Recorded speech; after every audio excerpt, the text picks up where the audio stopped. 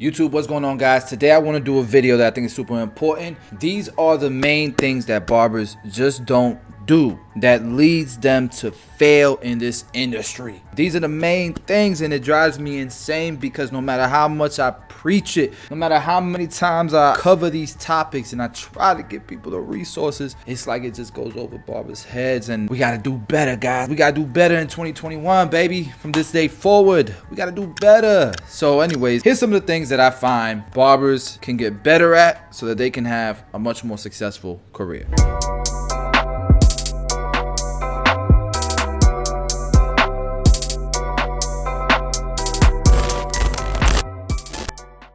And these are not in any special order, but I would say one of them is consistently being at the barbershop. Stop leaving the shop to go play the lotto, even to go get lunch, man. Get that thing delivered to you. Bring lunch. You guys are not consistently in the shop enough, man. To me, you hand out business cards before work hours, after work hours, but when you're supposed to be at the shop, you are at the shop. I dare you to commit to that for at least a year. Commit to that for 6 months, and I guarantee you'll see a drastic change in your clientele and in your business. Another thing that I see barbers do all the time is not post enough on social media. You don't have to only post your haircuts. You can post, I'm in the shop at 7 a.m. with the clock smiling. Hashtag the heck out of your city. Hashtag the heck out of your geotag local businesses. But every day you should be posting a couple times. Post cleaning my station. Look how clean my station is. Post look at my new clipper. And stop promoting it to repost pages or hashtagging brands.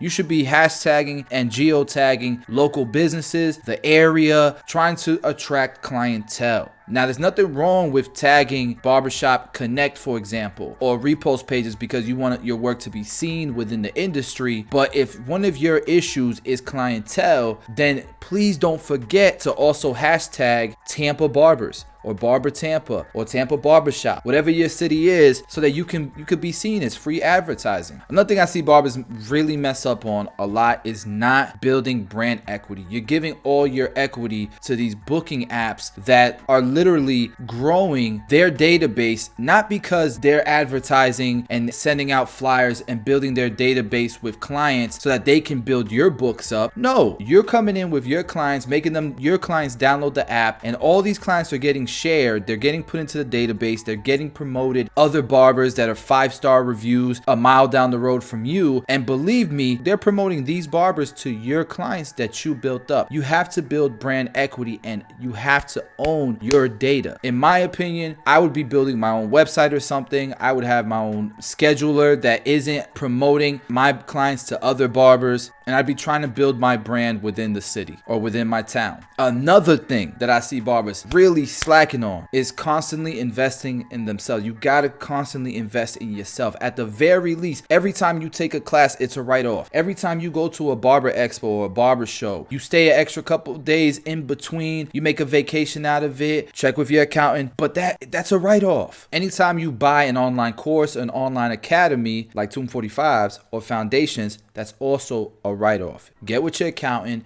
and make sure that you're writing off these things and you're investing in yourself. And now to piggyback off of that, another thing is barbers are slacking when it comes to their taxes. You're not hiring an accountant. It's worth every single penny. You're talking about for the price of a few haircuts, you can get an accountant to make sure your books are right. Most of the time they save you so much money on taxes that they pay for themselves. But now you're putting yourself in a position where your books look good. You could get loans, you can leverage, and leverage is the key to building wealth, guys. Stop slacking, hire an accountant. Don't wait. Stop procrastinating when it comes to this. This is so important. They're like the point guard. You need a CPA. Your CPA can give you advice on finances, can set you up strategically to build wealth. Get you a CPA. Stop playing. If you're part of the academy, hit up Monica. We got videos in there that really deep dive into taxes and accounting. She's there to help. So sign up for the academy. Link is in the description below. Another thing that I see barbers really slacking on, to piggyback off of accounting, is paying themselves first, right? Like, we are the type that if we make $300, $400, we got cash in our pocket. Before you know it, we're at the club, we're getting bottle service. We're just spending our money very stupid. We're not putting money to the side and saving. You are in control of your retirement. You're in control of building your wealth, of your pension, of your paid sick days. You're in control of that. You have to be responsible of it. So you should be taking money. And with all these apps these days, there's really no excuse. You got Robinhood that you can invest in. You got M1 Finance you can invest in every single month or every single week, however you want to do it. There's apps for life insurance, so you can get an insurance agent to help you out with that. Health insurance apps, you can get with an insurance agent for your health insurance to figure all that good stuff out. You could be buying real estate as long as your books are good and you have a good accountant. You could be buying real estate, rental properties, and really building up your portfolio so that you can build wealth and retire one of these days. But if you're not getting educated on those topics as well, it's another thing that you should be self-educating yourself in, investing in, is learning these things. You don't have to be perfect at it,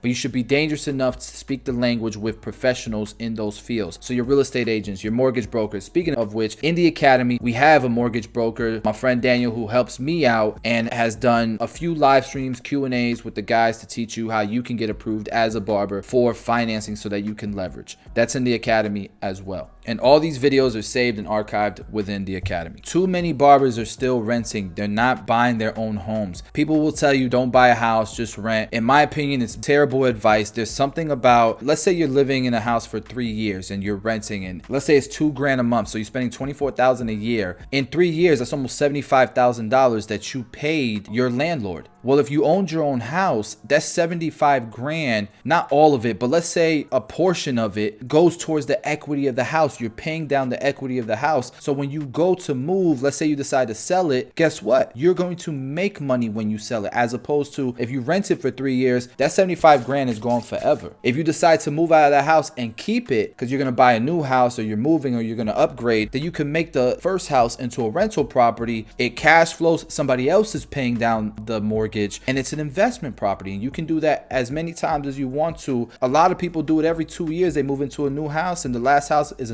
becomes another rental property. It's a great idea. It's a great concept. Too many barbers have rented their entire life. We have to change the culture. We got to do better. For some people, rental property is not their thing. Cool, but I definitely think that you should be looking into something that's going to grow your nest egg and allow you to leverage growing your nest egg. Because if all you're doing is saving money and putting it in a savings account, you're fighting an uphill battle. Because with inflation, the value of the dollar's going down, you're losing money every single month that your cash sits in that bank account. You got to be making a bunch of money, saving the majority of it. And if you don't have it in some type of equity, inflation is going to eat it up. In some type of asset, then inflation is going to eat it all up. Another thing that barbers really slack on is creating relationships with their clients. You have clients who are professionals in so many different fields. I have clients that are orthodontists, who are car salesmen, who are insurance agents, real estate agents. These are people you can leverage and conversate with, build relationships with. And if people know what you're about and the things that pique your interest or that you're interested in getting involved with, a lot of times they'll think about you when an opportunity arises. You definitely want to be the type of individual that people feel an opportunity belongs to. I'm kind of getting all over the place with it, but I'm really just kind of brainstorming. And I thought about how bad barbers are at tracking their income. I can ask a bunch of barbers, how much did you make this year? And a lot of barbers don't know. They can tell you how much they charge per haircut, but they don't know what they made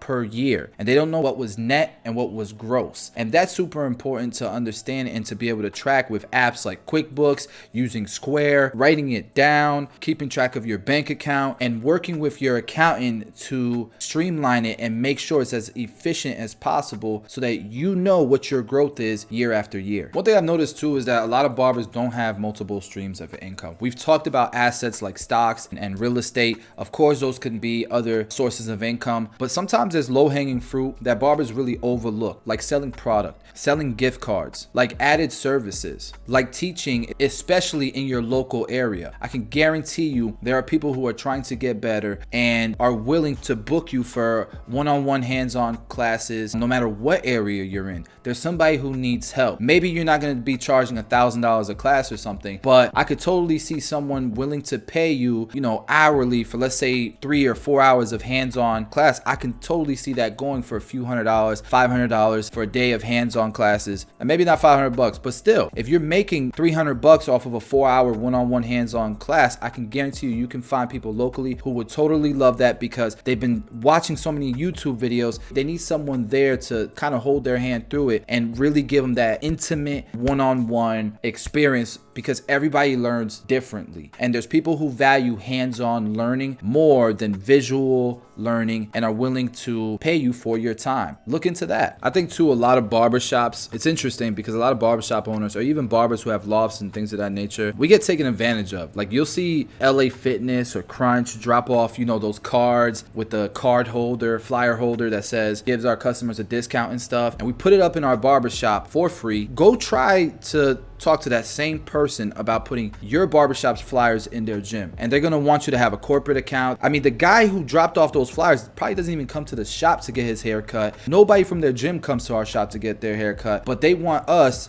to pay them to put our flyers in their gym. See how that does? It's a little odd. I'm telling you, business to business networking and bartering really does work. We got businesses that will sponsor some of our events. Let's say we're doing a community event, we're hosting something for the community, and we need pizza, for example. We could get another business to kind of sponsor that event, and in return we promote theirs, because we are one of the last businesses that has that real relationship, intimate relationship that people are loyal to, and that our customers really do take our advice or our recommendations to heart. So if there's a business that we can help out as a barbershop because we have thousands of unique individuals that come through our doors every month, then that's something that you can barter or you can offer as an incentive to other businesses to either trade services or maybe they'll pay you. I mean, we've had businesses that paid us, one of our locations or two of our locations, for promoting, put a banner up or something in the shop or flyers in the shop or something. Too many barbers don't take advantage of that. One of the biggest things that I notice barbers really miss out on is selling their own merch. Man, I go to restaurants, to breakfast spots, and they got merch. There are individuals who will rather pay 15, 20 bucks on a shirt that supports local business or supports their friend than go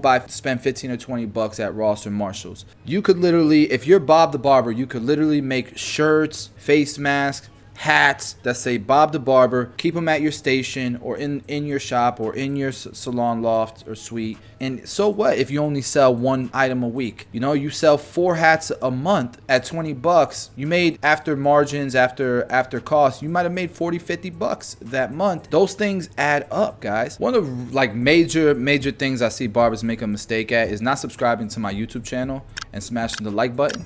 In all seriousness, guys, I mean, try YouTube as well. Try building some type of following. I get it. Some people, you're not really into that. That's not for you. But if you're someone that's been interested in creating a YouTube channel because you like creating content, or Instagram or TikTok, whatever it may be, you never know what opportunities can come from that. Whether it be sponsorships, you can start doing affiliate links and growing other streams of income that way as well. I'm kind of doing overkill this video with all this brainstorming I'm doing, but I would say the last thing, barbers who don't invest in their tools, barbers who don't buy new tools. You've been rocking the same fast feeds for the last 20 years. Like, to me, a lot of barbers that I see that way burn out. They're in and out of the industry and they burn out, and part of it is because whether you like to agree with it or not or think about it, there's something in doing the same thing over and over again until the point where you're kind of bored of it and you're wondering why you waking up in the morning and why you're not as excited to go to work and stuff. And it's because you got to be throwing new things into your daily routines. If you're doing the same thing over and over again, it can get old, it could burn you out. There's something about getting new tools, getting excited about new things coming out, and just being involved in the trends that are happening in the industry that at the very least keep a fire under you and just keep you excited about your job and your profession and your craft. To me, I made a lot of money cutting hair behind the chair. If I bought one tool every quarter, it's not going to break the bank, and it's a write-off. Whether it's buying yourself new tools or it's going to a show once a quarter or once a year, whatever you got to do